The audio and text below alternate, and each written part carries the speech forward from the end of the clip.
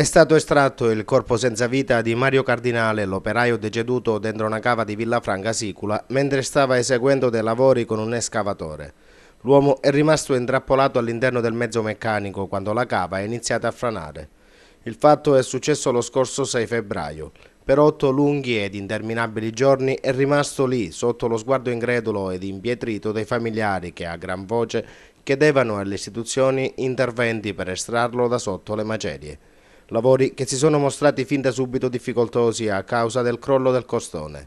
Finalmente ieri, dopo la sua messa in sicurezza, l'epilogo della vicenda.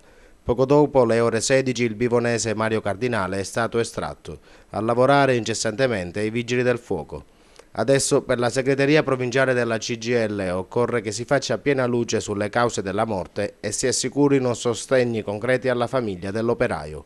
La cosa che ha reso straziante e assurda questa vicenda, scrivono, è che il suo corpo straziato sia rimasto sepolto dal 6 febbraio per lunghissimi 9 giorni, senza che nessuno fosse riuscito a tirarlo fuori.